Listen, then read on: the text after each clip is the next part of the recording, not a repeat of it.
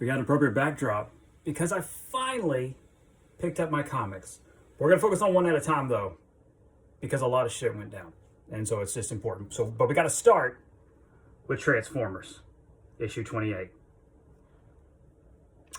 This, I don't want to spoil it, but the Megatron that we're coming to know in this series might be the evilest, most vilest version of this character that we've ever had adapted. Just twisted and evil. And it is the best. You need a good villain. You need a good villain for Optimus Prime. You need a good foil. Like, he needs to be evil. And he is. Like, without spoilers, this is a villain that is on the levels of Jeffrey Epstein, Donald Trump, Benjamin Netanyahu. He is despicable, evil war criminal. He's evil. When he gets his comeuppance, it's going to be rewarding. Also, we have Bulkhead in G1. We have Mirage. We have a lot of great character moments. Again, we have continuing developments with RC without spoiling it. I don't want to spoil anything specifically. Again, this is a new run. This is an active run. Pick it up. Buy it from Amazon. Support your local comic shop is what I tell. That's my word of advice. Support your local comic shop. I myself shop at Keith's Comics here in North Texas.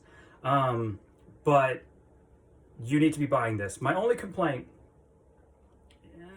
I mean, like, this will vary.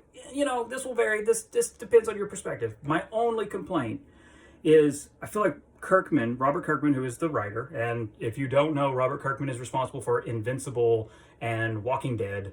Those are the two big ones. You know those. Let's be honest. If you're watching a Transformers comic book, you know those others. You know Invincible. The show's amazing. You know Walking Dead.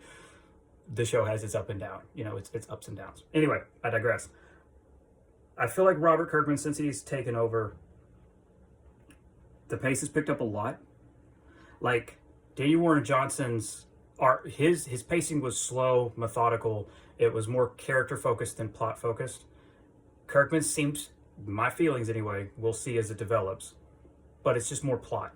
It's a lot more plot focused. And I feel like there's things in this issue 28 and even in 27 where we could have slowed down and had more time with different things that were going on. Again, no spoilers. But it's great to be picking up comics. North Texas had crazy snowstorm, couldn't get to my comics. So I was very excited to go through and read them. And I think this is the best comic I picked up. Just filled with surprises. Just a lot that I wasn't expecting. And I absolutely love it and highly recommend it. The Intron universe is just on fire. Even with my issues with Kirkman and his pacing and his differences from Johnson.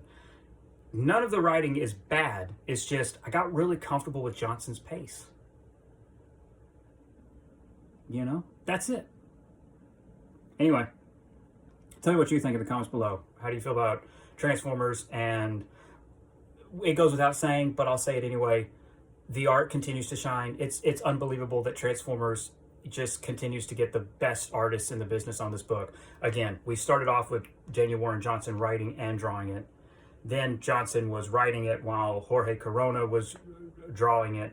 And now here we are with Dan Mora. Now, Dan Mora's run is only for 6 issues, so he's almost out of here. But it's like, Transformers is getting the best artists, amazing writers. Transformers. Who could have predicted this? It's awesome. I could have. But that's because I've always seen the potential in Transformers. So, how do you feel about the art? How do you feel about this issue? And the final moments of this issue, let's put it that way. We need to have a spoiler discussion at some point. I want to have a character video on Megatron, and I also want to have a character video on Starscream, because there's a lot of really important stuff to talk about both of them. And we have to get into spoilers to really do that. Okay, bye. Roll out.